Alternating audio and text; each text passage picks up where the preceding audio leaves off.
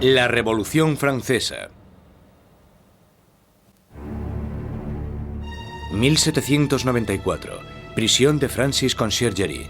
Una fortaleza impenetrable a orillas del río Sena en París.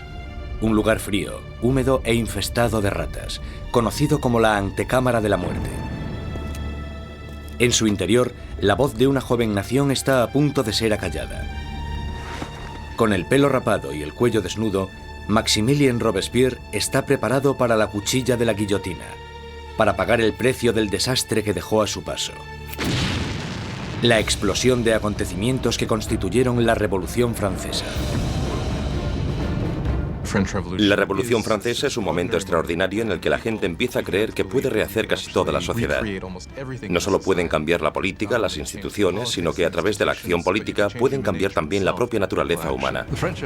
La Revolución Francesa realmente constituye una encrucijada para el mundo moderno, porque todo empieza a tomar una dirección diferente.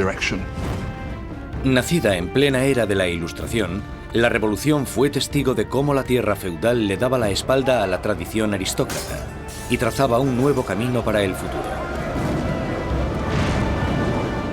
Hará temblar los cimientos de Europa y su impacto afectará al mundo entero. La Revolución Francesa es el acontecimiento más importante de la historia occidental. Hay avances como la Revolución Industrial, el capitalismo, pero en lo que se refiere a acontecimientos no se me ocurre ninguno más importante. Fue la revolución que más alteró las cosas, si consideramos que se deshizo de la Iglesia Católica, de la cristiandad, de la nobleza, del rey, de todo aquello que es tan fundamental antes del nacimiento del mundo moderno. La Revolución Francesa dará de comer a los pobres, traerá la democracia a Francia y establecerá un nuevo orden en la sociedad. Pero el progreso tendrá un precio. Fue un momento de una extraordinaria esperanza y ambición, y de repente se convirtió en la tragedia más espantosa. Ahora Robespierre está destrozado y derrotado. Pero hace solo 2 días se alzaba como el triunfador de la revolución más grande y sangrienta de toda Europa. Era tan fiel a sus ideales que le llamaban el incorruptible. Era tan poderoso que con la más mínima palabra podía sembrar el miedo en toda la ciudad. Robespierre era un excelente orador. Las palabras eran sus armas. Ahora, silenciadas por un disparo en la mandíbula, espera a que le llegue la misma muerte, rápida y brutal, que él impuso a muchos otros. La Revolución Francesa está a punto de probar su propia medicina.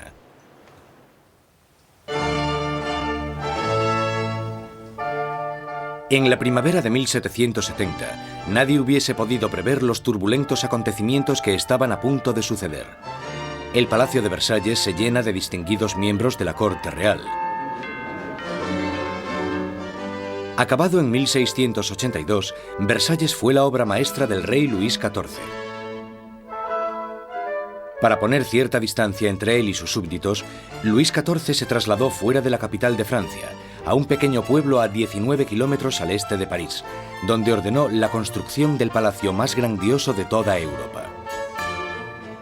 Durante casi 100 años ha sido la residencia de la hasta ahora inquebrantable monarquía de la nación. Y hoy es testigo de una boda muy importante.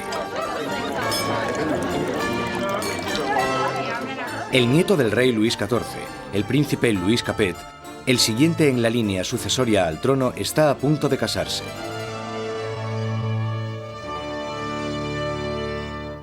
En su noche de bodas, con tan solo 15 años, Louis Capet es un chico tímido e indeciso, y posee pocas de las características propias de un futuro rey, y mucho menos de un marido. Luis era regordete, tímido, un quinceañero totalmente incompetente, con ningún tipo de distinción. La amante de Luis XVI, Madame Dubarry, le describía como un chico gordo y maleducado. Básicamente, era poca cosa. A Luis XVI le resultaba muy difícil tomar decisiones. Siempre la última persona con la que hablase podía hacerle cambiar de opinión. Estas no son las cualidades que tendría que tener un líder. El matrimonio de Luis es una unión política entre la familia real austríaca, los Habsburgos y su propia familia, los Borbones. La boda simboliza el fin de una antigua rivalidad y el principio del establecimiento de nuevos lazos regionales. La futura esposa llega a Francia. una inocente y guapa chiquilla de 14 años. María Antonieta. María Antonieta es archiduquesa de Austria. Es la hija pequeña de la emperatriz María Teresa.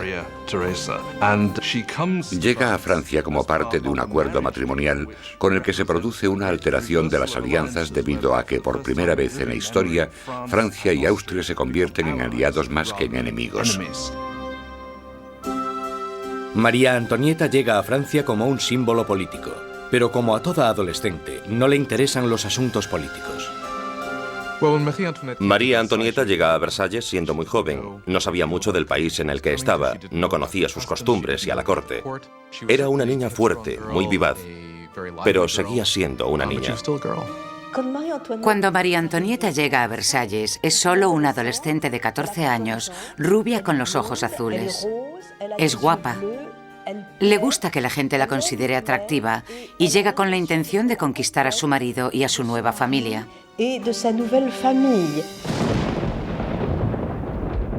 En la noche de bodas cae una tormenta que no hace presagiar nada bueno. Pero en el interior, el esplendor de la ceremonia ilumina el palacio mientras los recién casados se dirigen a su habitación real. En una ceremonia que simbólicamente asegura la concepción de un heredero, los cortesanos del rey presencian el momento en que la joven pareja se mete en la cama de matrimonio por primera vez. La gente está encantada y se crean grandes expectativas. Pero una vez cerradas las cortinas, se ve claramente que no será tan fácil engendrar un heredero. Luis no solo no estaba interesado en gobernar, Luis tampoco lo estaba en amar. Y las primeras noches no le hizo mucho caso a su mujer, ni por extensión. Pasarán años antes de que se produzca la consumación del matrimonio. La ausencia de un heredero pronto hará que surjan rumores en todo el país que continuarán persiguiendo a la pareja en los años venideros. La gran fiesta de la boda continúa durante varios días en Versalles, pero más allá de las puertas de palacio no hay casi ningún motivo de celebración. Años de mala administración por parte de la monarquía han llevado a los franceses a pasar penurias y hambre. Casi una década antes, el rey Luis XV había perdido una guerra de 7 años, luchando contra Inglaterra por América del Norte. El desafortunado conflicto casi arruina a Francia, dejándola sin dinero y sin prestigio. Las arcas del Estado estaban casi vacías. Sin embargo, su población aumentaba día tras día. Con enfermedades como la peste totalmente erradicadas, pocos morían, pero muchos pasaban hambre. En el siglo XVIII, la población de Francia aumentó de 20 a 26 millones tras haber crecido solo 1 millón en los 2 siglos anteriores. Esto causó una gran tensión generalizada y un nerviosismo en la gente. 4 años después de la boda real, el abuelo del príncipe Luis pierde su última batalla, contra la viruela. Muere Luis XV, un rey derrotado e impopular, dejando atrás a un país al borde del caos. En una espléndida ceremonia, el joven príncipe Luis hereda el trono, y como Luis XVI. A pesar de la grandeza de su coronación, Luis XVI es totalmente consciente de que no está en absoluto preparado para ejercer de rey. Cuando muere el abuelo de Luis XVI y queda claro quién heredará el trono, él les dice que no sabe qué tiene que hacer, que se siente como si el mundo se le hubiese caído encima. Enfocada a su futuro reinado, no se siente preparado. Con un reino en crisis, Luis XVI es el peor hombre para estar al mando. El rey de 20 años reza: «Protege, Señor, a aquellos que reinan demasiado jóvenes». Instalados en los aposentos reales de Versalles, Luis XVI y María Antonieta empiezan su nueva vida como jóvenes monarcas. Aunque solo a 19 kilómetros, en París, está surgiendo una nueva era. Una era que entra en colisión directa con la monarquía en sí. Es la peligrosa nueva era de las ideas, la era de la Ilustración.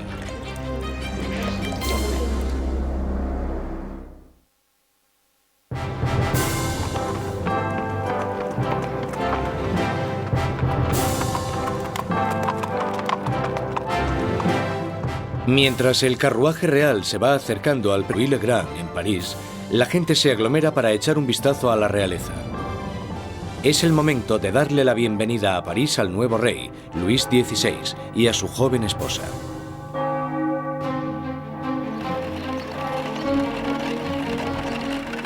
Y a la cabeza del comité de bienvenida está un prometedor estudiante de Derecho, el joven Maximilien Robespierre.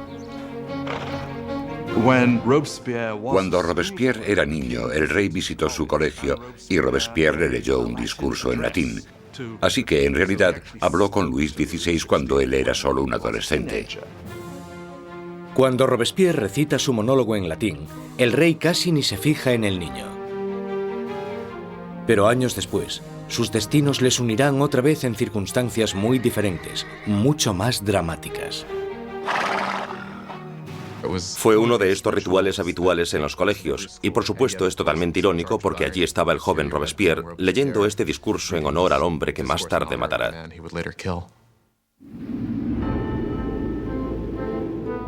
Por ahora, su acogida es cariñosa y sus halagos sinceros. La visita de los monarcas puede que ganase los corazones de la gente, pero sus mentes se están inclinando cada vez más hacia una dirección totalmente diferente. Desde la Edad Media, la sociedad europea se había dividido en tres clases distintas, establecidas en el nacimiento. Había una gran división entre la riqueza de los campesinos.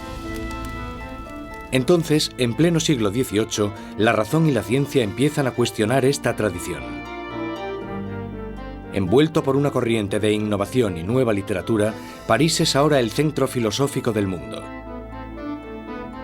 La ciudad es invadida por nuevas corrientes de conocimiento, se abren nuevas posibilidades. Es la era de la Ilustración. La Ilustración es un movimiento que lo que dice es que desconfíes de la autoridad, que desconfíes de todo lo que te hayan contado antes y que pienses por ti mismo, que lo compruebes tú mismo. En la Europa del antiguo régimen te decían lo que tenías que pensar. El clero y los gobernantes te daban la información. La idea de que una persona con algo de dinero pudiese acceder a través de la alfabetización al conocimiento humano de manera libre era revolucionaria. Surge una nueva élite por todo París. Los aristócratas se reúnen para hablar sobre los escritores de la Ilustración y la floreciente edad de la razón. Voltaire, Rousseau. Nuevas voces se alzan a favor de la libertad, del control del propio destino y, sobre todo, de la igualdad. La pasión por esta nueva literatura se desata sobre todo en las clases altas. Pero mientras las ideas de la Ilustración van adentrándose en otros estratos de la sociedad, la lucha por la igualdad empezará a amenazar el estilo de vida aristocrático. Es una amenaza porque acabarán cuestionándose por qué los aristócratas son los que tienen privilegios. Se preguntan por qué el mundo está dividido de esta manera. ¿No podemos cambiarlo para que sea un mundo mejor? ¿El progreso no es posible? Esto hará que vaya perdiendo fuerza la idea de que la monarquía, la aristocracia y la jerarquía son algo natural. Para ver aplicadas las ideas de la Ilustración, solo había que echar un vistazo al otro lado del Atlántico, donde los americanos luchaban por independizarse del antiguo enemigo de Francia, Inglaterra.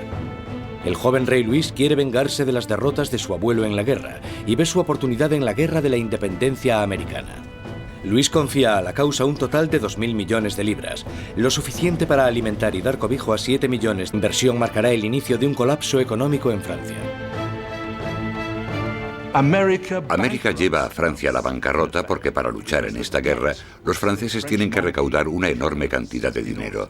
Esto lleva a la monarquía francesa a endeudarse para poder luchar en la guerra de la independencia americana. Y es un elemento crucial en la situación financiera de la monarquía francesa. Mientras Luis XVI manda dinero y tropas al otro lado del Atlántico, María Antonieta se ocupa de generar sus propias deudas. La vida en Versalles es una interminable rutina de rituales arcaicos y formalismos. Hay ceremonias para cuando el rey y la reina se levantan, para cuando se visten, para cuando comen, para cuando se van a la cama. Para entretenerse en medio de la monotonía de estos rituales, María Antonieta preside extravagantes desfiles de moda. María estaba obsesionada con una moda ridícula, sobre todo con esos recogidos tipo torre de varios centímetros de altura y que llevaban horas y horas de elaboración y en los que metían todo tipo de ornamentos y frutas. A muchos les parecían una obscenidad. Acabaron representando todos los problemas de ella, de Versalles y a esa cultura. Aparte de esta moda extravagante, María Antonieta se entretiene con los cotilleos de la corte, haciendo apuestas y representando obras de teatro. Cuando empieza a acumular deudas, le ponen el nombre de Madame Déficit. A María le ponen el nombre de Madame Déficit, ya que el país está sumido en un caos económico, y ella sigue gastando en vestidos, joyas y zapatos como si nada. Ella era la Imelda Marcos de su época. De todas las deudas que tiene la reina, la más grande es la que tiene con su país. Un heredero a la corona. En los 7 años que llevan casados, Luis XVI y María Antonieta aún no han concebido un hijo. Ella se encuentra en una situación cada vez más humillante. El trabajo de la reina es darle un heredero varón al trono francés. Y en esa época la gente la criticaba y estaba desilusionada. Decían que el rey nunca se debería haber casado con esa archiduquesa austriaca, porque ahora ni siquiera podía darle un heredero al trono. María Antonieta se encuentra en una situación desesperada. El apetito de Luis por la comida es incuestionable, pero el sexual está claro que no entra dentro del menú. María Teresa, la madre de María Antonieta, se cuestionaba: si una mujer tan guapa como mi hija no puede hacerle funcionar, ¿qué es lo que pasa?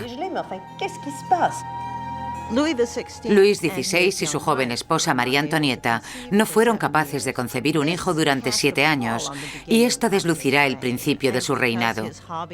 De sobra era conocida su afición de cerrajero. Había un montón de canciones sobre Luis el cerrajero, al que le costaba encontrar el agujero donde meter la llave. El desinterés de Luis XVI por el sexo es visto como una falta de hombría.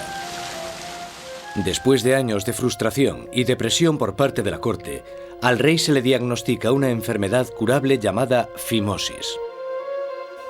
Luis tenía una deformidad que hacía que la excitación sexual fuese extremadamente dolorosa, y por tanto no hubo consumación del matrimonio hasta que una operación quirúrgica lo corrigió, pero le aterraba operarse y le llevó años decidirse a hacerlo.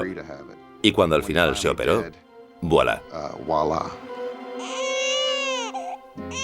Después de una simple operación, la pareja pudo tener su primer bebé, María Teresa. Pero no es fácil reparar el daño que se le ha hecho a la imagen de María Antonieta durante años.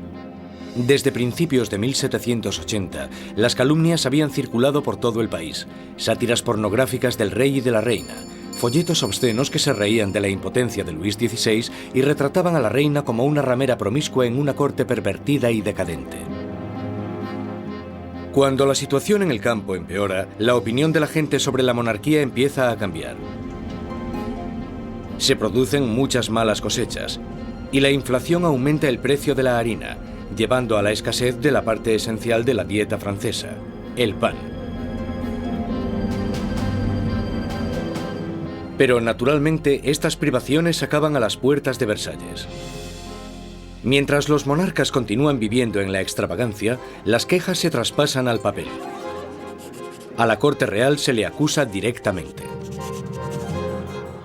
¿Sabe por qué hay tanta gente necesitada? ¿Es acaso que su lujoso estilo de vida devora en un día lo que 1 millar de hombres necesitaría para subsistir? ¿Quién es el hombre que está detrás de estas acusaciones? El mismo joven que solo unos años antes felicitó al rey y a la reina por su coronación. Maximilien Robespierre. La gente pronto tendrá un portavoz que pedirá la libertad y la igualdad por la revolución.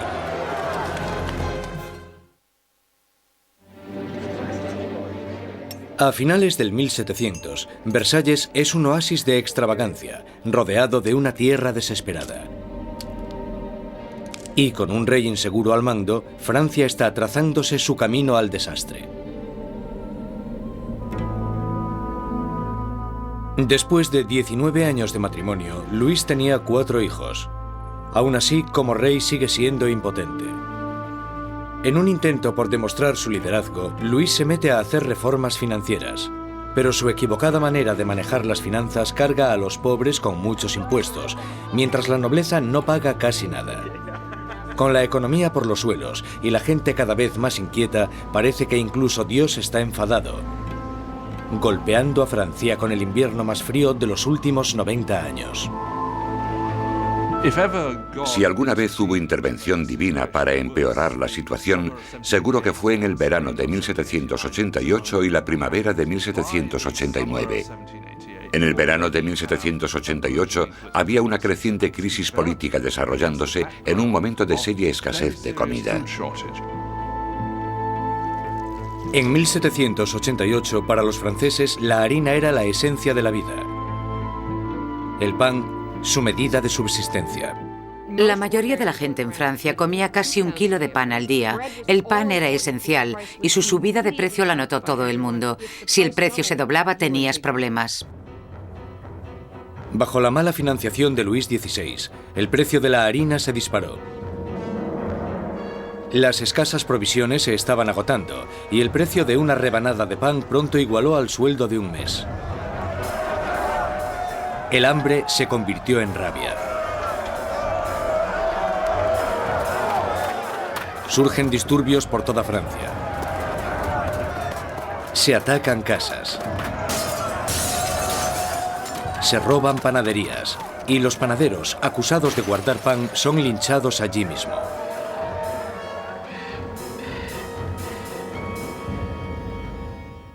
Con la economía destrozada, los bancos fuerzan a Luis XVI a contratar a un ministro de Economía, Jacques Necker. Necker, un pensador progresista, es popular entre la gente de una manera que Luis XVI solo puede envidiar. Durante la primavera del 89, Jacques Necker fue, sin lugar a dudas, el ministro más popular, porque saltó a la luz pública por sus escritos sobre el deber del gobierno de asegurarse de que haya pan y grano suficiente para todo. Con la nación en crisis fiscal, Necker insta a Luis XVI a convocar una reunión con el tradicional cuerpo representativo del reino, los Estados Generales. Es la primera vez en 175 años que se reúne a estos representantes. Políticamente, Francia estaba organizada en los llamados 3 estados. El primero era el del clero, el segundo el de la nobleza y el tercero el de todos los demás. Y según los cálculos contemporáneos, los primeros 2 estados los formaban el 3% de la población y el tercer estado el 97%. Mucha gente pensaba que era muy injusto que este tercer estado, que era la mayoría de la población, tuviese solo 1/3 de los diputados. Consideraban injusto que el Parlamento tuviese 3 cámaras y que las 2 cámaras, la de la nobleza y la del clero, pudieran siempre anular la votación de la plebe. 4 de mayo de 1789. Un destacado joven abogado y político llega a Versalles.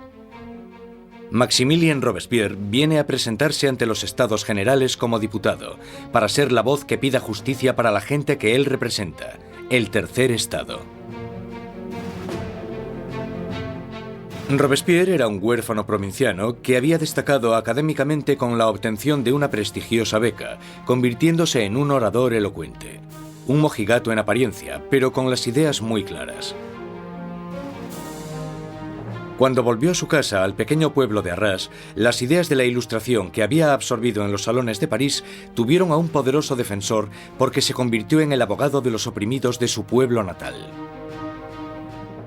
Cuando volvió a Arras y empezó a ejercer de abogado, leyó mucho sobre la Ilustración, y cuando Robespierre ejerció de abogado en Arras, intentó utilizar esas ideas en los casos que él estaba defendiendo. Robespierre y sus compañeros pedían que la nobleza y el clero pagasen sus impuestos. Pero Luis XVI se siente cada vez más amenazado por el creciente radicalismo del tercer estado. Entonces, el 20 de junio, después de 6 semanas de estancamiento, los diputados se dan cuenta de que están siendo silenciados. El 20 de junio, cuando los diputados llegan a la reunión y encuentran las puertas cerradas, sospechan de un complot.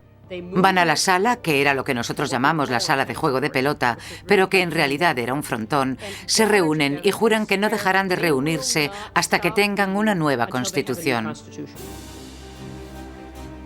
Los diputados deciden constituirse en una nueva Asamblea Nacional y ser los verdaderos representantes del pueblo de Francia. El juramento del juego de pelota es uno de estos grandes y simbólicos momentos de la historia de la Revolución Francesa. Tienes a todas estas personas reunidas en este gran espacio abierto que es la sala de juego, levantando sus brazos en una especie de saludo casi romano, y para esta Asamblea Nacional fue el momento en el que se dan cuenta de su poder y dignidad, y realmente vieron que podían derrocar al rey de Francia. La Asamblea Nacional nace de un revolucionario estado de rebeldía. Será una comunión de voces procedentes de todo el país, un cuerpo parlamentario representando la voluntad de la gente. Pero arrebatarle el poder al rey no será tan fácil como firmar una simple proclamación. Todas estas victorias iniciales que tuvieron lugar en Versalles son la mayoría victorias sobre el papel y ninguna se había llevado a cabo. Cuanto más nos vamos acercando a julio de 1789, más miedo tienen los diputados de Versalles de que el rey esté reuniendo al ejército para derrocarles. A principios de julio, 30.000 soldados toman posiciones en los alrededores de París. Para defenderse, la gente forma una nueva Guardia Nacional. Los revolucionarios asaltan las armerías de París y se van con más de 28.000 mosquetes. Lo único que les falta es la pólvora, y la gente sabe dónde encontrarla. En el centro de París se alza un enorme castillo de piedra, conocido como el símbolo del dominio feudal, la Bastilla. La prisión acoge los almacenes de pólvora de la ciudad y se conoce como la prisión de las torturas y las muertes inexplicables. La Bastilla había sido el gran símbolo del despotismo monárquico, el gran símbolo de los reyes de Francia yendo más allá de los límites de su propio poder. Para los franceses simboliza el horror.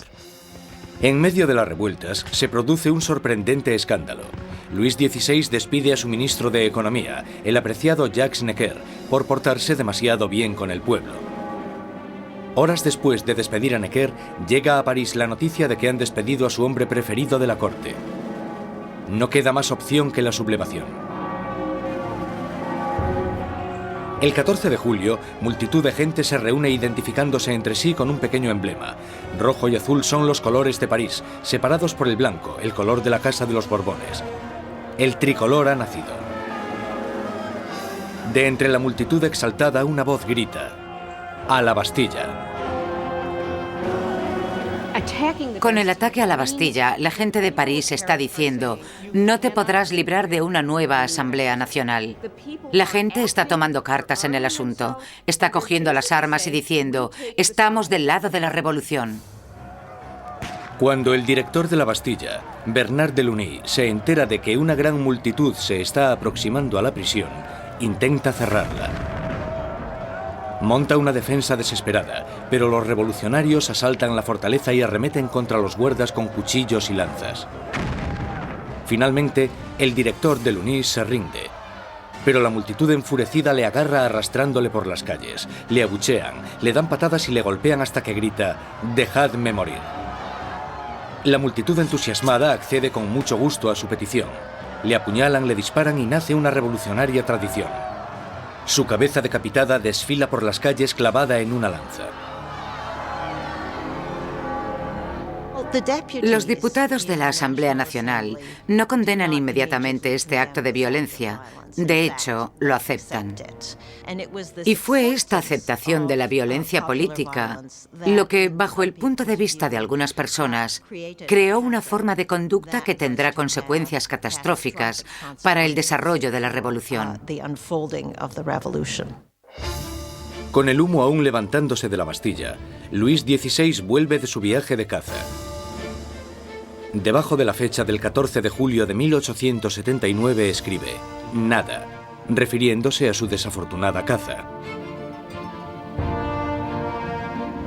Un asesor le interrumpe con las noticias de los disturbios y la caída de la Bastilla.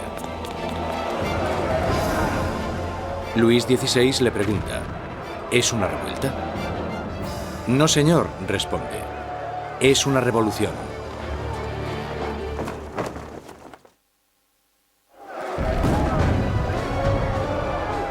La victoria en la Bastilla desata el irrefrenable torrente de la revolución.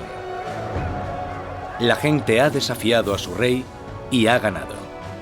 No hay vuelta atrás.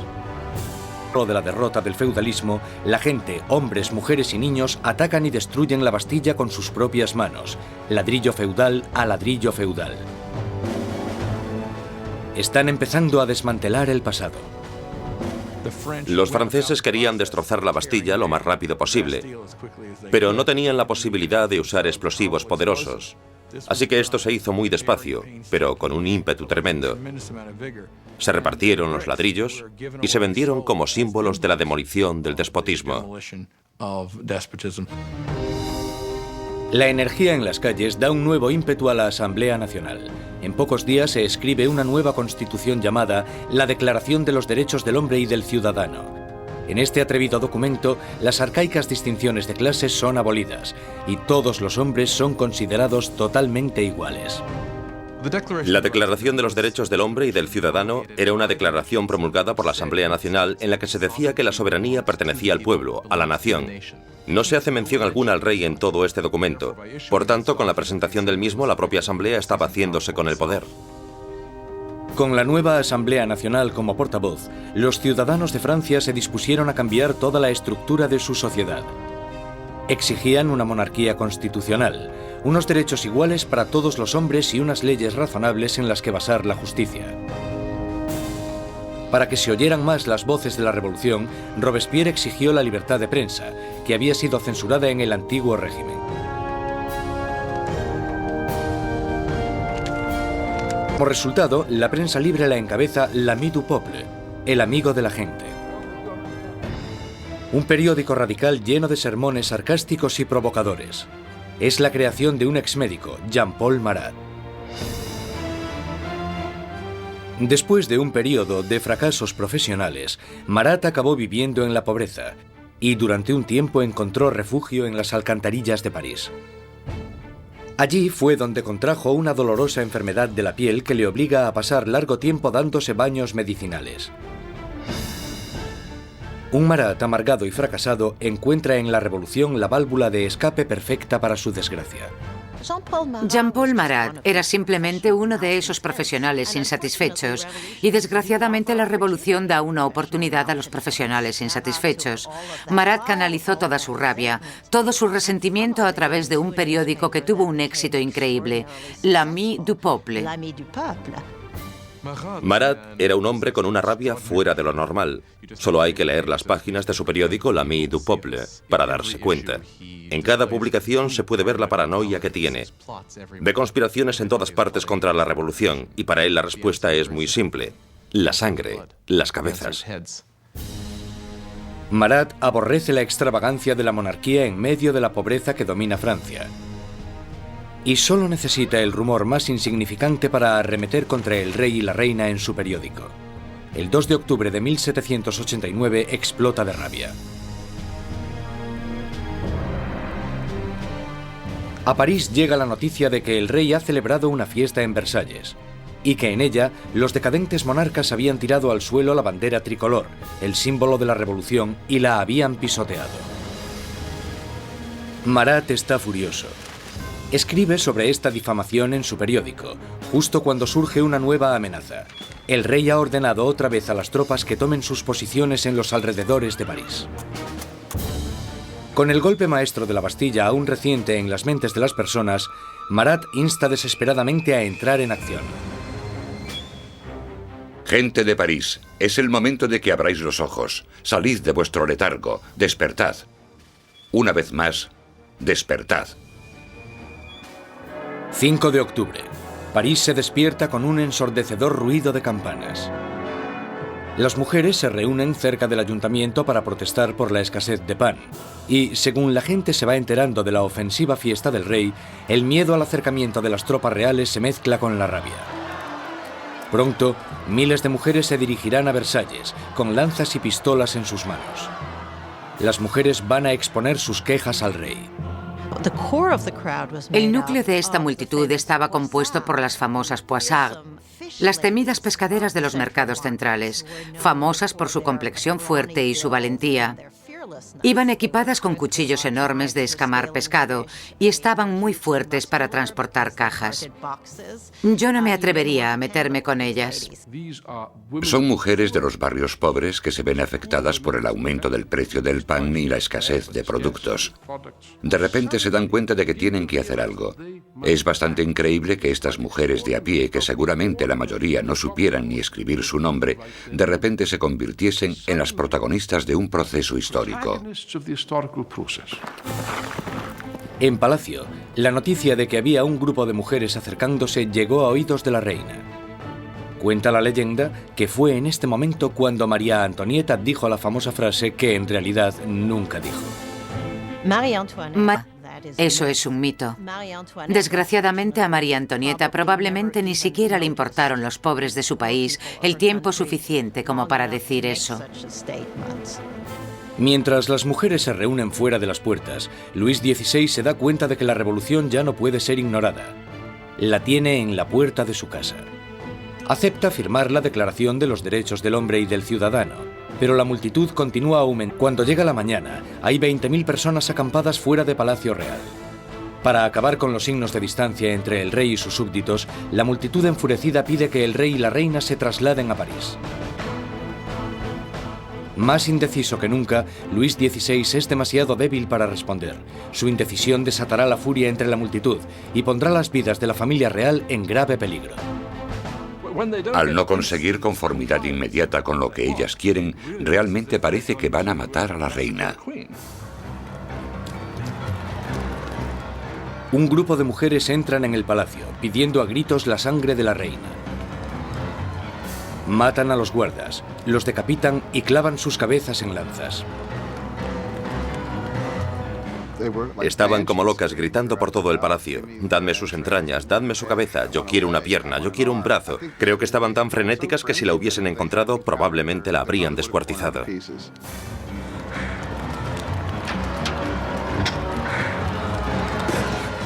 Temiendo por su vida, María escapa a los aposentos de Luis XVI solo unos minutos antes de que las mujeres entren en la habitación y hagan trizas su cama.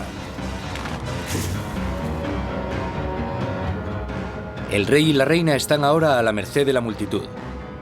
Y lo que la multitud quiere es un poco de atención por parte del rey.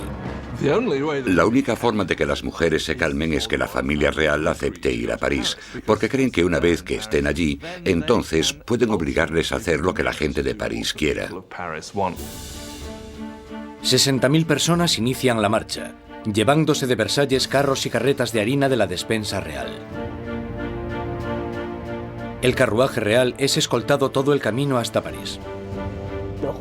El rey y la reina son obligados a ir a París, con las cabezas de los guardas que habían sido masacrados en el castillo.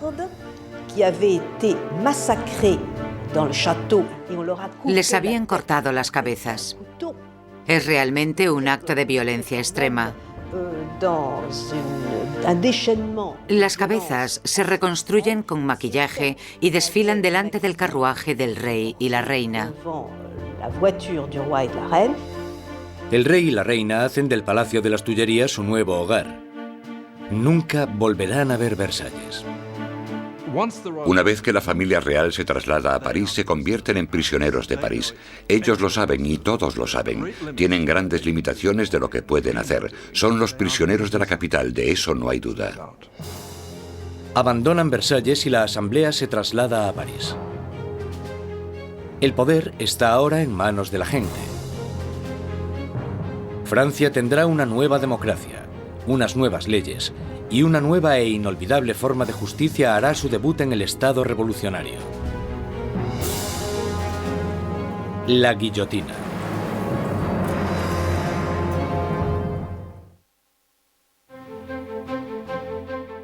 Mayo de 1791.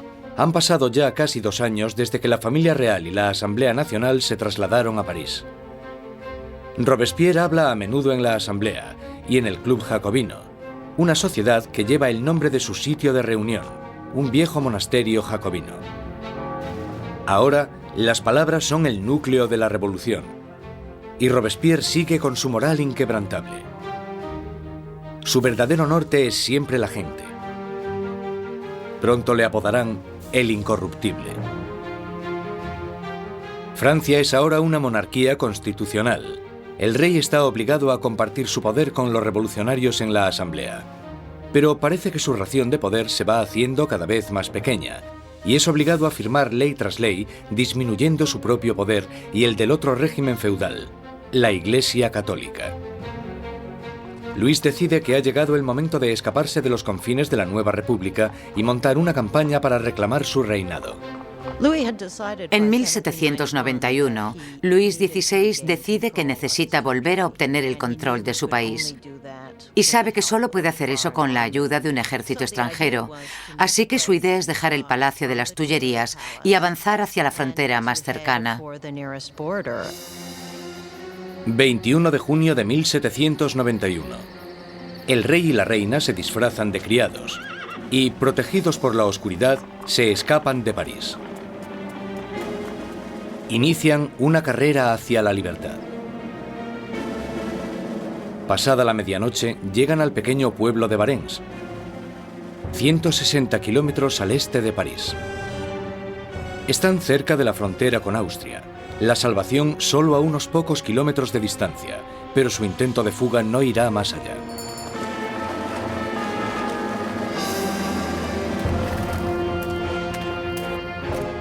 Los rumores del viaje de los monarcas les habían precedido.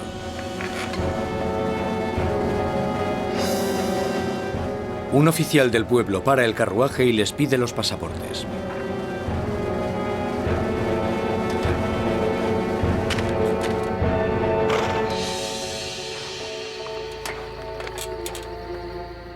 Las sospechas del oficial se confirman. Es la firma del rey. El hombre está impresionado, pero los guardias revolucionarios de cerca de allí no se sienten nada intimidados por esto. Él espera todo el tiempo que la gente le reconozca y que se produzca una rebelión a su favor, y para su horror y sorpresa, no se alegran de verle. Ven que está intentando escapar y lo que pasa es que le arrestan y se lo llevan de vuelta. La idea de que el monarca había intentado abandonar a su pueblo era psicológicamente catastrófica. El acontecimiento realmente rompió el lazo que unía a Luis XVI con sus súbditos. Ahora no solo tenían un rey superficial, sino que tenían un rey que obviamente también era un traidor. Con los enemigos oficiales de la familia real en el poder, este pasa de Luis XVI, ahora un rey prisionero, a los revolucionarios de la Asamblea. Al mando del gobierno revolucionario está Robespierre. Él brilla en lo alto del podio, dictando órdenes de todo tipo. Exige el sufragio universal y el fin de la esclavitud en las Antillas francesas. Pide incluso con más pasión la erradicación de la pena de muerte. En la nueva era de la Ilustración, Robespierre quiere deshacerse de todos los restos del pasado medieval. Europa ha heredado un macabro repertorio de métodos de ejecución de la Alta Edad Media. Muertes crueles y tortuosas, a base de arrastrar, descuartizar, colgar, ahorcar y quemar en la hoguera. Bajo el antiguo régimen había toda una colección de truculentos castigos. La decapitación estaba reservada para la nobleza, y algo que la revolución quería desde el principio era que todo el mundo tuviese una muerte igual. Querían simbólicamente que todos pudiesen tener el mismo castigo. A pesar de la oposición de Robespierre, una nueva máquina de matar toma protagonismo en París. El inventor y físico Joseph Ignace Guillotin diseña una nueva máquina de decapitación, convirtiendo la antigua decapitación en una experiencia humanitaria. El doctor Guillotin describe su nuevo aparato a la Asamblea. El mecanismo cae como un rayo. La cabeza sale volando. La sangre se desparrama. El hombre está muerto. El mayor defensor del derramamiento de sangre, el periodista Marat, publica un artículo entusiasta en su periódico anunciando el nuevo nombre del aparato: guillotina. Pronto se conocerá con otro nombre: La cuchilla nacional. Los revolucionarios franceses creían en los valores humanos. Creían que no se debía causar un sufrimiento innecesario. Y lo que les gusta de la guillotina es que es rápida y eficiente. Y parece ser que, a pesar de que nadie haya regresado para contarlo, es indolora. La guillotina silenciará a los enemigos internos de la revolución, a cualquiera que sea sospechoso de planear el regreso del rey al trono. Pero son los enemigos de alrededor de Francia los que más preocupan a la Asamblea. Hay un miedo creciente de que los miembros de la familia real que huyeron a Austria inicien una contrarrevolución armada. La Asamblea exige un ataque preventivo, una declaración de guerra a Austria. Robespierre está en contra. Robespierre es una de las pocas personas que se opone a la guerra, porque piensa que los enemigos ganarán. Robespierre teme que el país no esté preparado porque no tiene un ejército capaz de derrotar al enemigo, y por tanto el enemigo llegará y destruirá la revolución. Robespierre no consigue convencerlos. En abril de 1792, la Asamblea declara la guerra a Austria, el país gobernado por la propia familia de María Antonieta. Surge un sentimiento nacionalista. Si Austria derrota al ejército revolucionario, Luis XVI sin duda reclamará su trono. Al enemigo mediante el envío de cartas a sus familiares en Austria, en las que se les pasa los movimientos de las tropas francesas para que obtengan ventaja. Todo esto mientras el rey y la reina simulan su apoyo a la revolución. Luis XVI y María Antonieta están jugando a dos bandos. Muchas veces simulan estar a favor de la revolución, pero a la vez conspiran contra ella. Están intentando sobrevivir. Se podría entender como que son supervivientes, pero bajo el punto de vista revolucionario, son unos mentirosos.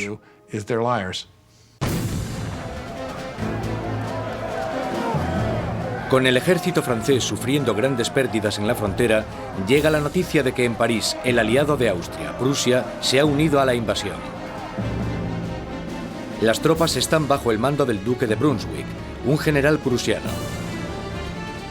La tensión invade las calles de París.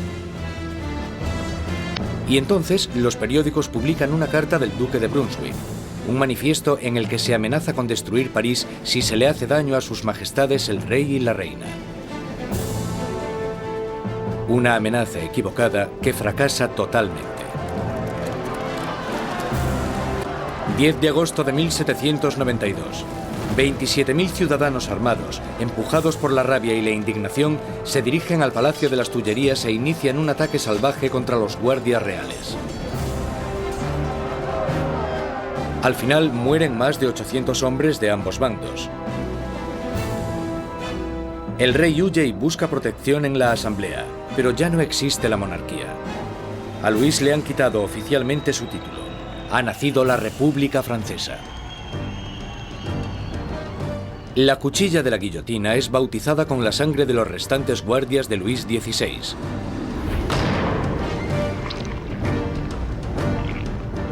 Y Robespierre, en su día un incondicional opositor de la pena de muerte, ha cambiado de opinión. El nacimiento de una nueva república solo puede iniciarse con la muerte de un rey. El nuevo y espeluznante aparato del doctor Guillotin se cierne sobre París como una advertencia. El castigo por desobedecer la ley y el orden. Recientemente bautizado con la sangre de los guardias del rey, pronto terminará también con la vida del rey. En agosto de 1792, con el rey destronado y la familia real metida en prisión, Robespierre y sus jacobinos están sumidos en una lucha por el control del gobierno nacional contra los girondinos, los moderados de la Asamblea. Pero en las calles de París hay un nuevo movimiento político. Como símbolo de su rechazo a la tradición aristocrática, los ciudadanos de a pie se niegan a llevar los calzones o culottes de los aristócratas. Se hacen llamar los sans culottes, los sin calzones. Los sans-culottes se consideran los verdaderos representantes del pueblo francés, no eran de los más pobres. Solían ser artistas y tenderos bastante bien avenidos, gente de ese estilo, pero al menos trabajaban con sus propias manos. No ponerse los calzones, los culottes, para ellos simbolizaba sencillamente que no eran aristócratas, que eran gente normal. Los sans-culottes toman el control del gobierno de la ciudad de París, mientras que los jacobinos y los girondinos incitan al país a no apoyar a la Asamblea Nacional, ahora llamada la Convención. La Convención está luchando por el control del ejército francés, que está rápidamente perdiendo territorios contra Austria y Prusia. Mientras en la frontera se sigue luchando contra los enemigos, el gobierno revolucionario toma medidas enérgicas contra los enemigos de la ciudad, los traidores monárquicos que podrían poner a París en manos de los invasores. Más de 100 personas son arrestadas y metidas en prisión, curas, periodistas y hombres y mujeres de a pie. Robespierre se centra en la crisis interna, pero su amigo, el ministro de Justicia, Georges Danton, incita a todos los hombres, jóvenes y adultos a que se unan al campo de batalla. Es sociable y llamativo, todo lo que Robespierre no es. Pronto, el nombre de Danton se empieza a oír por todo París. Danton es un personaje lleno de vida, grandilocuente, un bebedor empedernido, libertino, que a pesar de pertenecer a la clase alta, al contrario que Robespierre, es capaz de identificarse totalmente con los trabajadores, de una manera que Robespierre simplemente no puede. Según se va acercando el enemigo, la convincente retórica de Danton moviliza a la gente. Hay un momento muy famoso en el que los ejércitos austríaco y prusiano les están invadiendo, y él se pone delante de la gente y grita eso de: para vencer nos hace falta audacia, más audacia y siempre audacia. Realmente es una persona capaz de dirigir a un país en la lucha contra el invasor. Es un momento extraordinario. Al irse tantos hombres al frente a luchar, París se queda indefenso, con las cárceles llenas de prisioneros políticos. Un miedo inquietante inunda la ciudad. La creciente multitud de prisioneros quizás sea difícil de contener. Marat lanza a los ciudadanos revolucionarios una propuesta sangrienta: bajar a las prisiones y matar a todos los que estén dentro. Los ejércitos extranjeros estaban acercándose a París. Si llegan a entrar en contacto en París con los enemigos de la revolución en las prisiones, entonces esto hubiera dado lugar a algo terrible desde el punto de vista de la gente. En la primera semana de septiembre llegan malas noticias del frente. Prusia ha tomado Verdun, una ciudad en el camino de París. Ahora el enemigo está solo a unos kilómetros de distancia. El miedo que asolaba París explota. Los sans-culottes entran en las prisiones e inician un violento ataque contra los presos de la ciudad. No dejarán vivo a ningún traidor. Los sans-culottes entraron en las prisiones, sobre todo aquellas donde estaban encerrados los curas refractarios, donde estaban los nobles y donde estaban los presos políticos, y empezaron a llevar a cabo sus propios juicios improvisados, que eran muy cortos, y la mayoría de las veces acababan en muerte.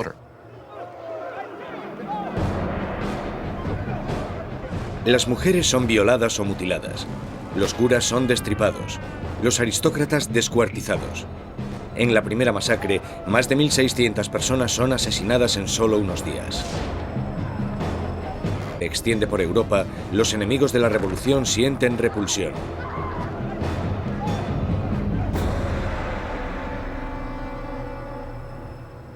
Al otro lado del Canal de la Mancha, el London Times publica su repugna. ¿Son estos los derechos de los hombres? ¿Es esta la libertad de la naturaleza humana? Los tiranos más salvajes que vagan a cuatro patas por los territorios inexplorados de África, a estos animales parisinos de dos patas. La revolución ha tomado un rumbo intolerable. Incluso Robespierre se da cuenta de que las cosas han ido demasiado lejos, que la gente no puede dirigir sola la revolución. Necesitan a alguien que les guíe. Una mano de hierro. Gracias al poder de sus palabras, el incorruptible salta a la palestra como el hombre que puede guiar a la revolución. Robespierre, que anteriormente había apoyado la monarquía constitucional, ahora cree que ya no hay sitio para un rey. Se toma una decisión trascendental. Francia llevará a juicio a su propio monarca.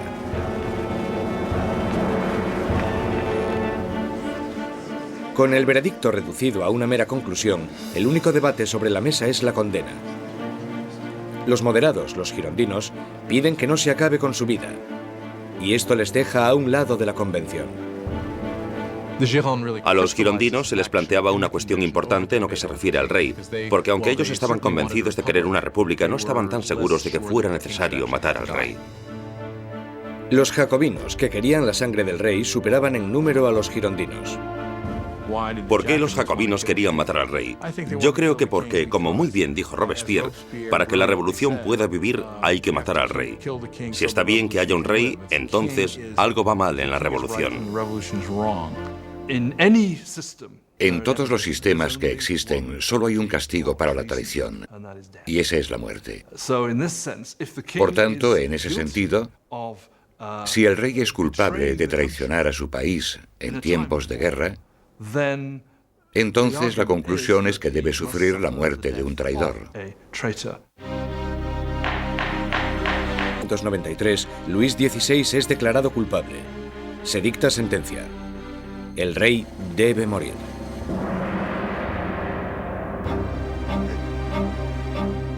Esa noche se reúne durante un rato con su familia. Él está calmado, y entre los llantos de sus familiares les promete que volverá a la mañana siguiente para despedirse definitivamente. Pero no lo hace. No puede soportar la angustia de su familia y debe guardar fuerzas para afrontar la guillotina.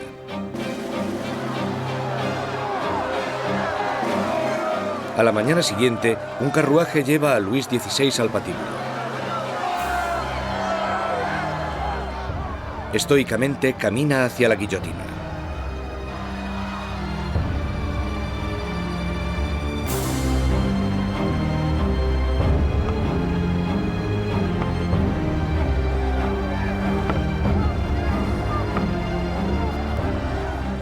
Intenta dar un discurso. Confío en que mi muerte sirva para hacer feliz a mi pueblo, pero siento pena por Francia y temo que pueda sufrir la ira del Señor. Pero los guardias silencian sus palabras con el ruido de los tambores.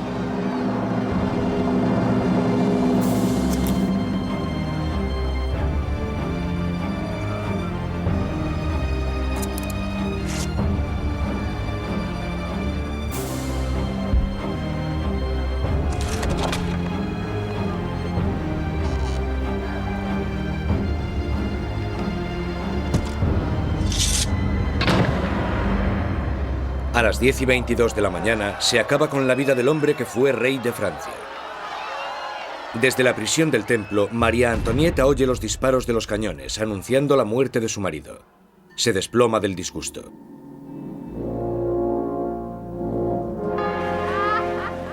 La sangre del rey es derramada. La revolución victoriosa. Pero los enemigos de la revolución pronto reclamarán su propia victoria. ¿Su objetivo? El hombre que está pidiendo que rueden tantas cabezas. Jean-Paul Marat.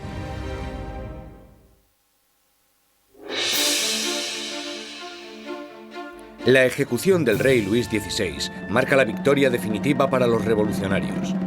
Un momento cumbre en el que la joven nación, la República Francesa, nace literalmente de la sangre. A finales de 1792, los radicales jacobinos, por miedo a que la nueva revolución corra peligro de ser saboteada por los traidores, deciden utilizar medios cada vez más violentos.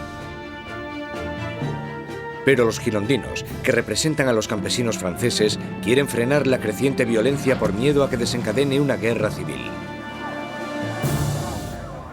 Su mayor oponente, Jean-Paul Marat, responde a los girondinos con furiosas palabras en su periódico, publicando los nombres de aquellos que él cree que están conspirando contra la revolución. Marat, que anteriormente había exigido la ejecución de 200 personas, ahora pide la de más de 200.000. periodismo de Marat, te das cuenta de que tiene un principio básico que es el de ser más radical que nadie y exigir que se mate a la gente. Si observas el periodismo de Marat, todo el rato dice, con solo cortar unas cuantas cabezas todo irá bien. Y cuando las cosas no van bien, si cortas unas cuantas cabezas más, todo irá bien. De repente, los parisinos empiezan a matar a gente y Marat es el primero que quiere llevarse el mérito por eso.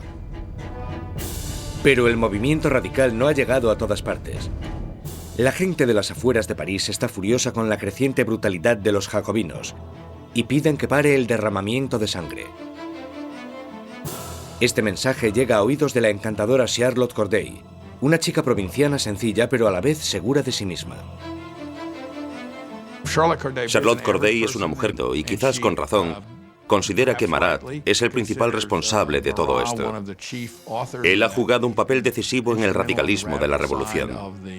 La gente seguía pidiendo que rodasen cabezas. 13 de julio de 1793. Charlotte Corday llega a París. Sabe que el amigo del pueblo tiene una política de puertas abiertas y que a Marat se le puede encontrar en su casa a cualquier hora, dándose baños medicinales.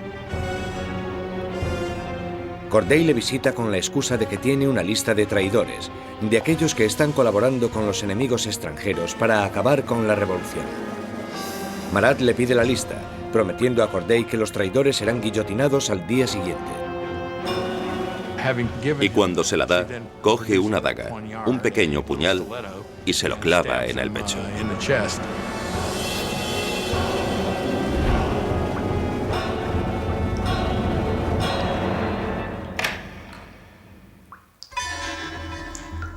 El llamado amigo del pueblo muere en el acto. La furiosa voz de su periódico es silenciada.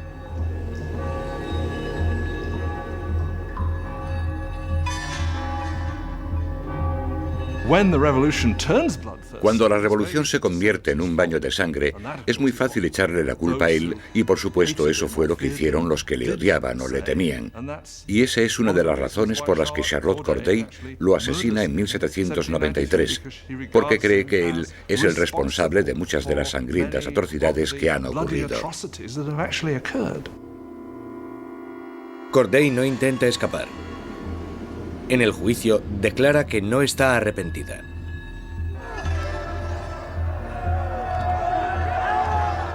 ¿Qué esperaba conseguir asesinando a Marat? La paz. Ahora que está muerto, volverá la paz a mi país. Charlotte Corday es rápidamente ejecutada y su sueño de paz muere con ella. Ha matado a Marat el hombre, pero ha creado a Marat la leyenda, y su famosa muerte es retratada por un pintor revolucionario, Jacques-Louis David. Se convirtió en un mártir. Se convirtió en algo casi como una figura religiosa. Había gente que incluso le rezaba, decían corazón de Jesús, corazón de Marat. En su funeral llegaron a hacer cosas como coger el baño donde le habían matado y ponerlo en el altar casi como si fuera una especie de crucifijo. Si te fijas en el cuadro de David de la muerte de Marat, el cuerpo de Marat está colocado exactamente igual que el cuerpo de Jesús en las representaciones clásicas de la piedad, el descenso de la cruz. Así que, claramente, se está asociando a Marat con Cristo. Y Marat representa una nueva especie de Dios en la República Radical. Robespierre está celoso de la adoración por Marat, pero él, siempre tan pragmático, dirige su atención a los asuntos más urgentes. Porque aunque Marat haya muerto, sigue habiendo otros que quieren que se derrame sangre. Sangre real. La Conciergerie, la oscura antecámara de la muerte. 8 meses después de la ejecución de su marido y apenas unos días después de la ejecución de Charlotte Corday, encierran aquí a María Antonieta en una horrible celda totalmente sola. Una de las cosas más terribles que le suceden a María Antonieta es que después de la ejecución 16 le quitan a sus hijos. Sus hijos eran lo más importante para ella y sabía que los revolucionarios someterían a su hijo a terribles torturas para que se olvidase de sus orígenes reales. Y parece que ella estaba en lo cierto. En tan solo un par de años, su hijo murió por causa del terrible abandono y las torturas a las que era sometido. María Antonieta, la que fuera una joven presumida, tiene ahora solo 38 años, pero la revolución la ha envejecido mucho más. María Antonieta era una mujer muy guapa, elegante, hasta que llegó la revolución. A partir de 1788 empezó a adelgazar. El pelo se le llenó de canas, dejó de ser coqueta y de ponerse guapa. Adelgazó muchísimo. El día del juicio estaba irreconocible. El 15 de octubre se celebra el juicio de María Antonieta y es acusada de traición y de dilapidar los fondos nacionales. Las pocas pruebas que se presentan son basadas en espantosos y vengativos rumores. Una acusación se añade a la lista. Es acusada de incesto con su hijo. Ante esta acusación, María Antonieta se alza para defenderse. Apelo a la conciencia y a los sentimientos de todas las madres presentes para saber si hay alguna de vosotras que no se estremezca ante la idea de semejante horror. Y en ese momento hubo un cambio de tercio porque todas las mujeres se sintieron culpables y se dieron cuenta de que habían llegado demasiado lejos con esas acusaciones. María Antonieta tiene esperanzas de que, en un momento de compasión pública, la deporten a Austria, pero sus esperanzas se echan por tierra cuando se entrega la sentencia. Correrá el mismo destino que su marido. María Antonieta estaba en cierto sentido condenada desde el principio. Era el símbolo de la alianza austríaca que había demostrado ser desastrosa para Francia. Ella era, junto con su marido, el hazmerreír de la gente debido al aparente fracaso sexual de su matrimonio. Y ella era un símbolo de la cultura monárquica en una época en la que la propia cultura monárquica era vista como algo totalmente corrupto y perjudicial para el país. Así que por todas estas razones, era odiada como ninguna otra reina había sido odiada jamás. Era vilipendiada e injuriada. Desde su celda, María Antonieta escribe una última carta despidiéndose de sus hijos y de su familia, prometiendo ser valiente. Le cortan su pelo blanco y largo para prepararle para la guillotina.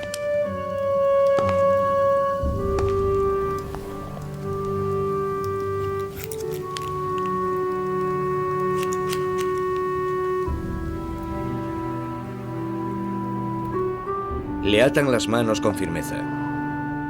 Mientras es escoltada para salir de la prisión, tiene la esperanza de que llegue un carruaje. En vez de eso, es una carreta, la carreta donde van los criminales comunes. Ella esperaba que cuando la llevasen al patíbulo recibiría el mismo tratamiento que recibió el rey, lo que suponía subir en un carruaje cerrado para que la multitud no pudiese llegar hasta ella. Pero la pusieron en una carreta abierta y la gente le gritaba todo tipo de cosas horribles, terribles amenazas. Apenas la sombra de la soberana que fue, María Antonieta mantiene su dignidad de reina mientras desfila por las calles de París.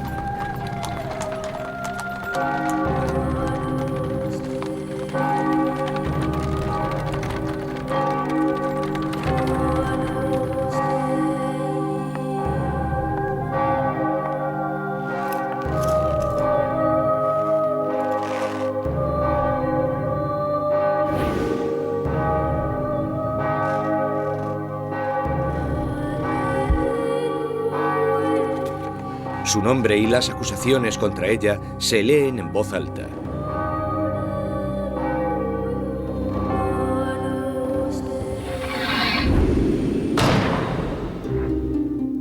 La última reina de Francia ha muerto. Varios días después, tras incontables ejecuciones, un miembro de la Convención Nacional comenta lo absurdas que sus aliados, uno detrás de otro, son guillotinados. Él dijo, la revolución es como Saturno, devora a sus propios hijos. Danton le contesta, las revoluciones, amigo mío, no son un camino de rosas. El derramamiento de sangre solo acaba de empezar.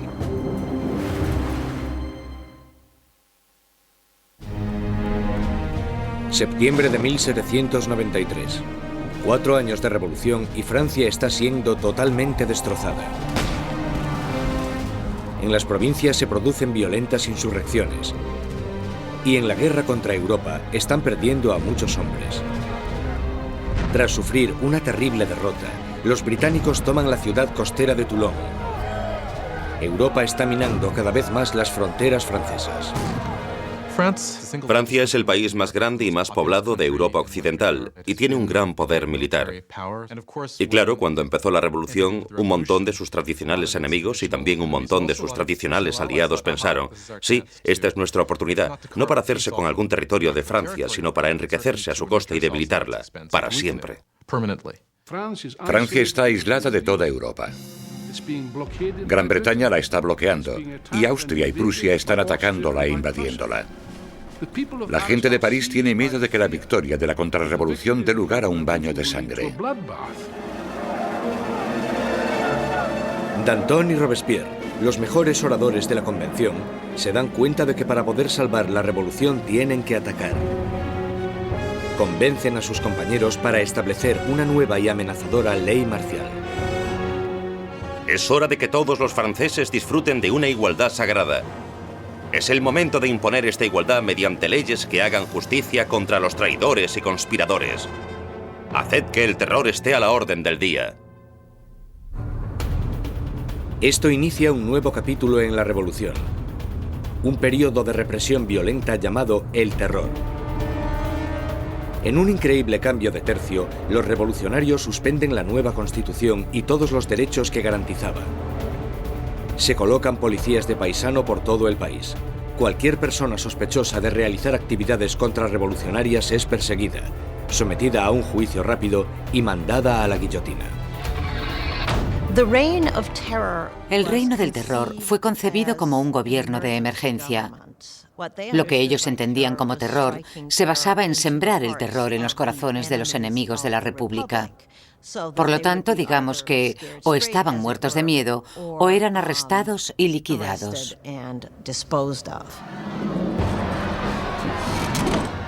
La más mínima sospecha podía mandar a cualquiera al patíbulo. Políticos que hablasen bien de la difunta monarquía, cualquiera que utilizase el antiguo monsieur o madame en vez del nuevo vocablo, ciudadanos. El miedo llena el aire. Los vecinos denuncian a sus vecinos. El incesante movimiento de las carretas de la muerte resuena en todas las calles de París. La gente está totalmente pendiente de las ejecuciones. Saben que en París hay policías de paisano, bastantes policías de paisano por todas partes, de pie en la cola del pan, escuchando lo que las mujeres dicen y arrestándolas si no les gusta lo que oyen. Podían arrestarte por quejarte por lo caro que estaba el pan. Podían arrestarte incluso por no estar demasiado contenta con el curso que tomaban las cosas y con el éxito de la revolución, así que en realidad casi todo lo que comentaras podía traerte problemas. La Asamblea constituye un tribunal revolucionario, acelerando los juicios y las ejecuciones con una eficacia implacable. Para consolidar el poder, forman un consejo de 12 hombres y lo denominan el Comité de Seguridad Pública. A la larga, el poder tuvo que ser delegado en un grupo más pequeño, que se convirtió en el Comité de la Seguridad Pública.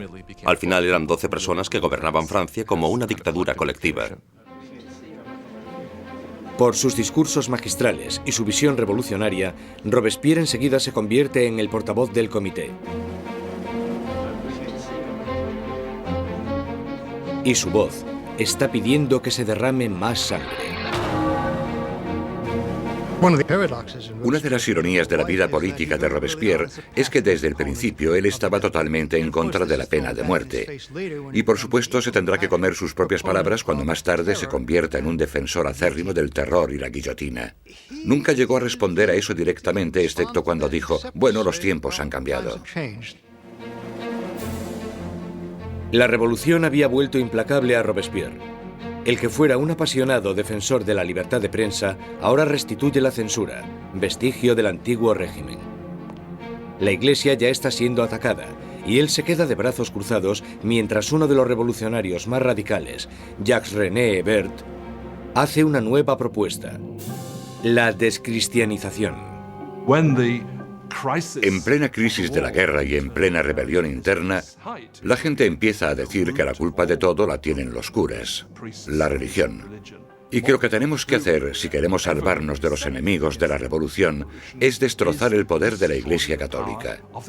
La superstición, el fanatismo, eso es de lo que trata la religión y por tanto lo que tenemos que hacer es erradicar todo eso.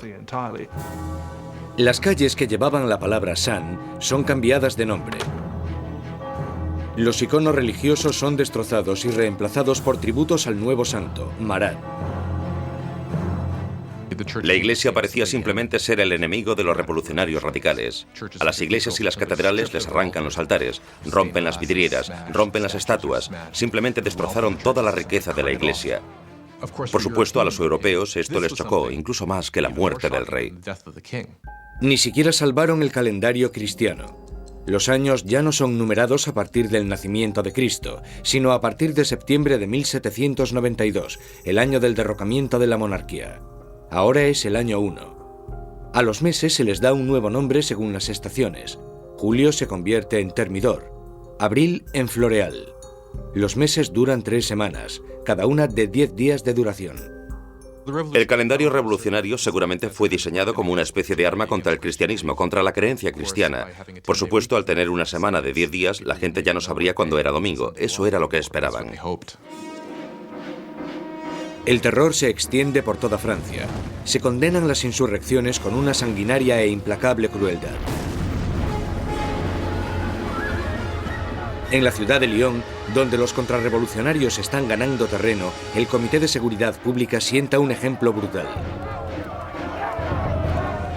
Cientos de rebeldes son atados, llevados a campos y acribillados en masa.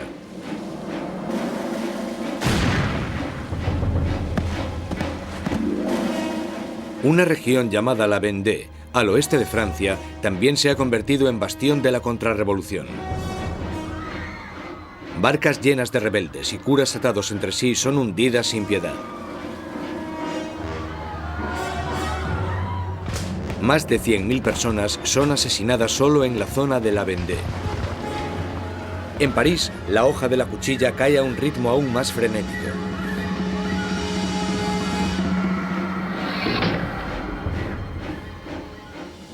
Pero los ejércitos franceses están finalmente obteniendo victorias en la frontera. Bajo el mando de un magnífico joven comandante llamado Napoleón Bonaparte, el ejército francés obliga a la Marina británica a realizar una humillante retirada en Toulon. La revolución está en su punto álgido. Robespierre está en su momento de más poder. Ha acabado con los enemigos de la revolución y ha asegurado su éxito sembrando el terror.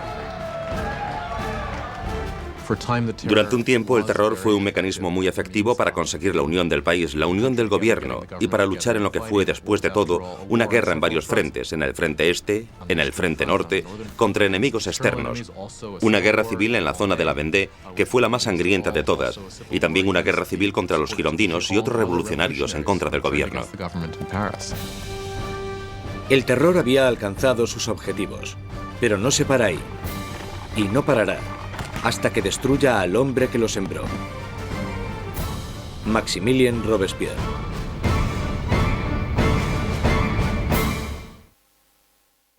Con la sangre del terror, Maximilien Robespierre ha rescatado a la revolución.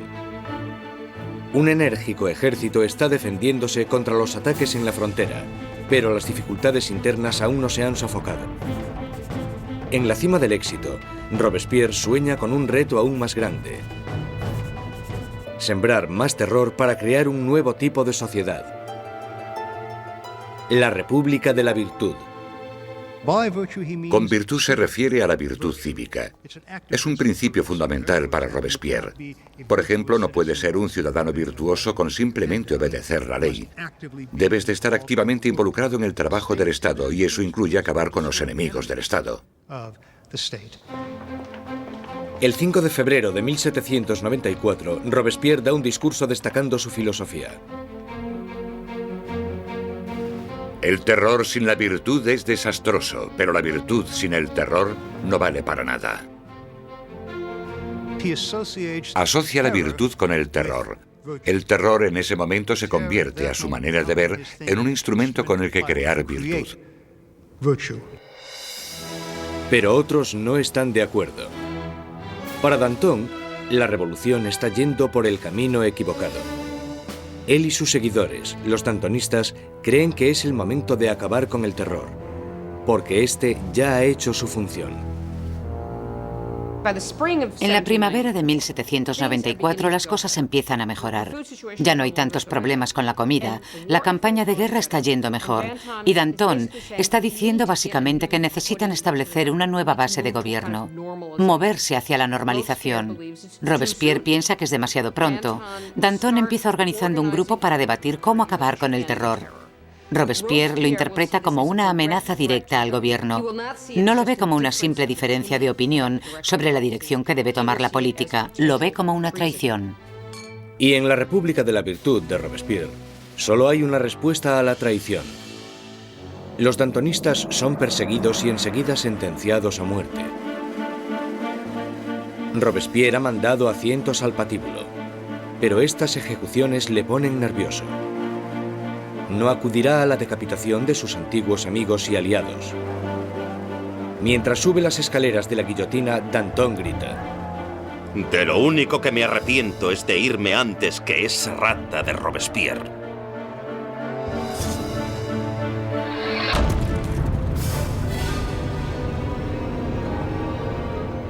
Con los dantonistas fuera de su camino, Robespierre inicia en Francia un período aún más sangriento y terrorífico. El Gran Terror. El Gran Terror es el nombre de la última fase del terror que duró desde la primavera hasta el verano de 1794. En este periodo, el ritmo de las ejecuciones empieza a aumentar de verdad, con lo que se desata el miedo, principalmente en París, aunque en todo el país empieza a aumentar de manera exponencial. Se calcula que al mes en París se realizaban, y al final del periodo incluso más. El verdugo de París está más ocupado que nunca.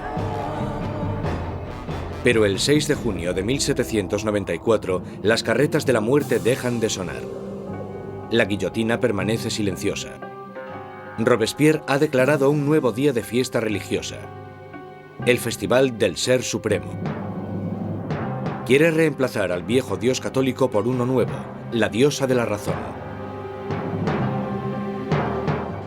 Dicen que Robespierre nunca apoyó las políticas ateas. Él pensaba que la gente necesitaba creer en una divinidad y ayudó a introducir este culto que se llamaba el culto al Ser Supremo.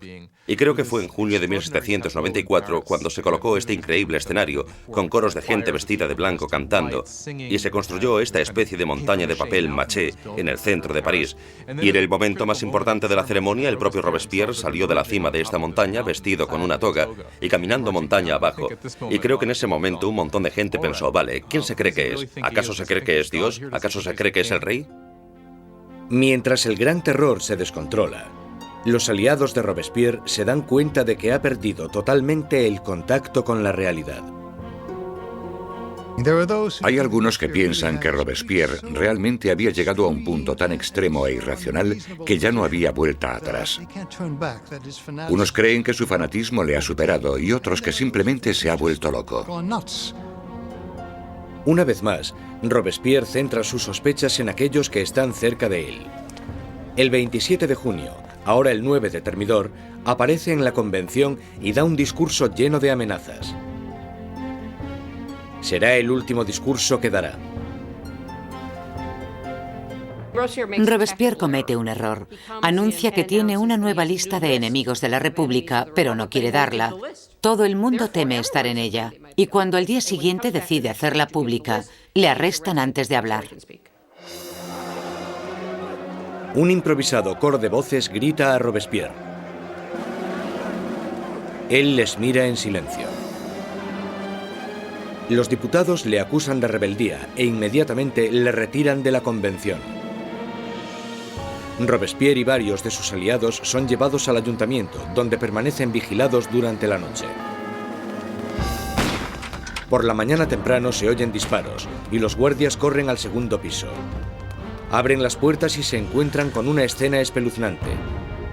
Uno de los aliados de Robespierre se ha tirado por una ventana. Otro se ha pegado un tiro en la cabeza. Y a Robespierre lo encuentre con una herida de bala en la cara y la mandíbula destrozada por un supuesto intento de suicidio. Robespierre pasa sus últimas horas de vida en la mesa del Comité de Seguridad Pública, en la misma sala desde donde había conducido el terror hasta su espantoso y sangriento final. Mientras es ridiculizado e insultado por sus antiguos aliados, Robespierre es incapaz de responder. El gran maestro de la oratoria ha sido acallado. En la Conciergerie, donde la última reina de Francia le había precedido, Robespierre se prepara para la hoja de la cuchilla nacional. Su compañero de celda, el revolucionario Saint-Just, le señala un dibujo de los derechos de los hombres y el ciudadano, y declara: por lo menos hicimos eso. Robespierre encabezó la revolución y cambió la estructura de Francia. Estableció un nuevo orden de sociedad e instauró un sistema sangriento y tiránico para asegurarse el éxito. Pero estaba destinado a ser una de las últimas víctimas de este sistema. Resulta que la gente quiere realmente acabar con el terror, pero nadie sabe cómo hacerlo. Lo único que puede acabar con el terror, y parece que en eso todos están de acuerdo, es la caída de Robespierre.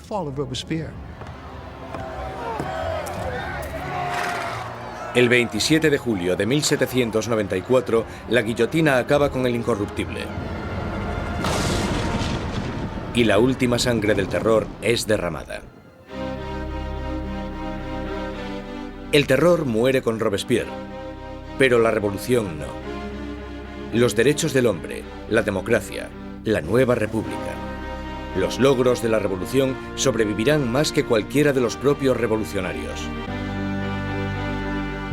Francia entrará en incertidumbre, paralizada por el miedo a otro terror, o incluso algo peor: la vuelta a la pasada monarquía opresiva. Pasarán 5 años de estancamiento, hasta que, una vez más, el poder se consolide en manos de un único hombre, Napoleón Bonaparte. Los historiadores no se ponen de acuerdo sobre cuándo terminó la revolución. Algunos creen que terminó con la subida al poder de Napoleón. Otros mantienen que la revolución continuó hasta el siglo XIX e incluso más allá. La Revolución Francesa es un momento en el que la gente toma por primera vez las riendas de su propio destino.